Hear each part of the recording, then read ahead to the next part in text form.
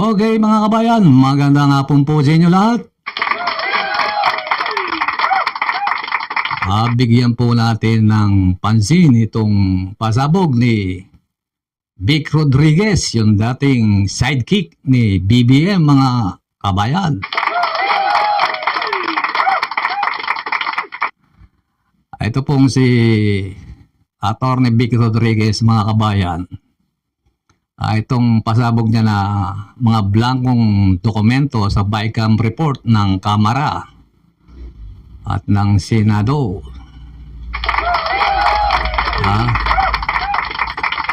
Ito po ay pinadaan muna to kay dating Pangulong Duterte mga kabayan kung inyong napanood. Ayan tanong nito mga kabayan. Sino o saan nang galing yung dokumentong yan?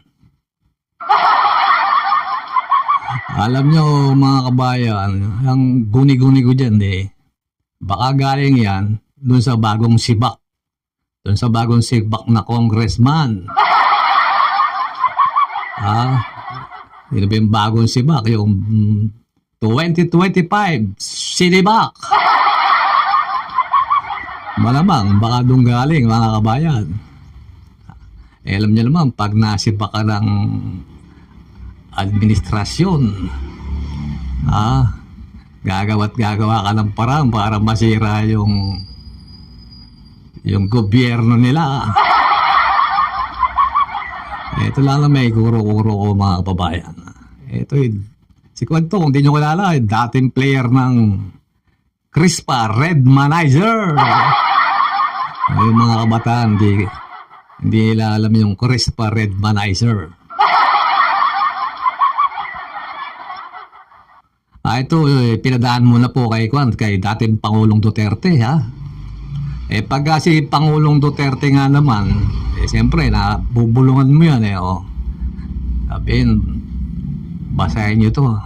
Ganyan, Siyempre, yung mga taong bayan, interesado sa mga sinasabi ni dating Pangulong Duterte. Yun nga. Pumutok. Naging usap-usapan sa social media. Kahit nasa mainstream media, naging usap-usapan to mga blanco-blanco na to. At ngayon, si Atty. Vic Rodriguez na ang kumakana tungkol sa mga blanco-blancong dokumento.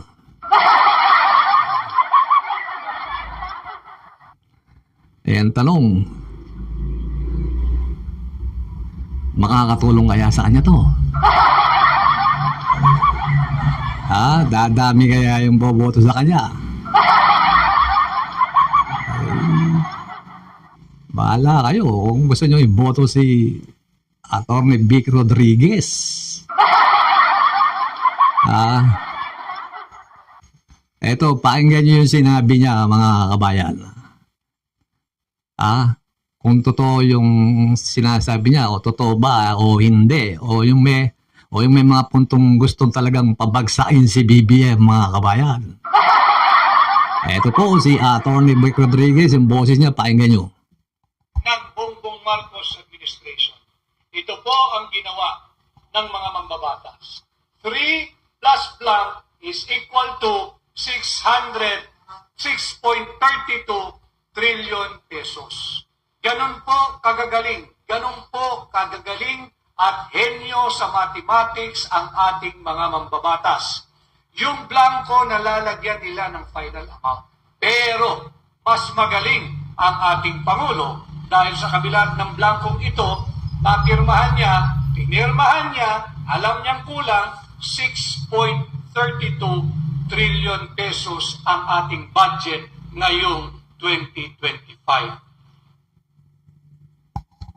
Narinig niyo yung sinabi ni Atty. Vic Rodriguez, pinirmahan daw ni BBM, ni Pangulong Marcos, kahit alam niya raw may blanco.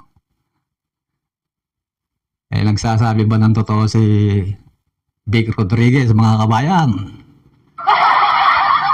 Sinagot na ni Pangulong Marcos, si Bongbong Marcos yan eh. Wala siyang pinipirmahan na blanco.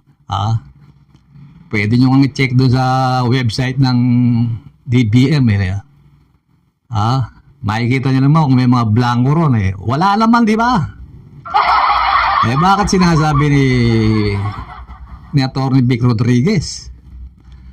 Mas magaling daw si BBM dahil pinirma niya kahit alam niyang may mga blanco.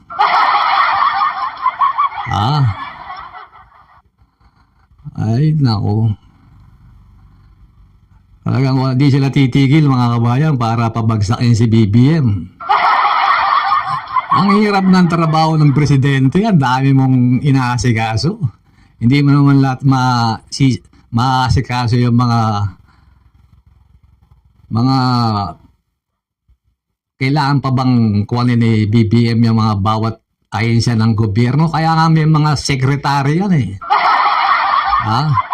Tapos pagka may nagkamali sa mga ahensya ng gobyerno, sinisisi si BBM.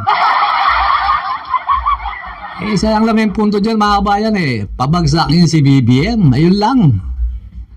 Mga kabayan. Ang gusto ng mga alipores ni Pangulong Duterte matanggal sa pwesto si BBM.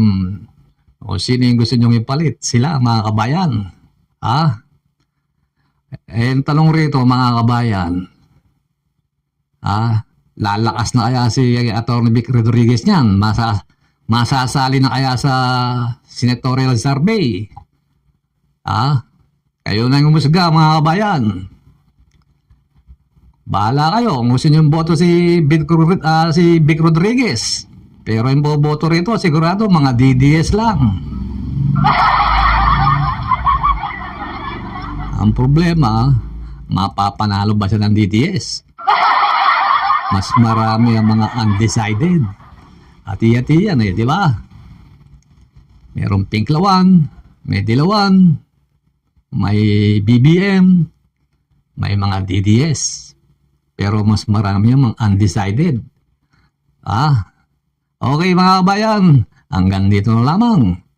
Salamat sa inyong panonood sa aking walang kakuwentang video. Huwag niyo pong kalimutang mag-subscribe.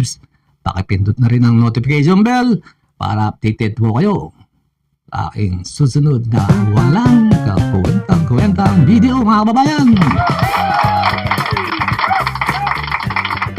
Mananalo kaya?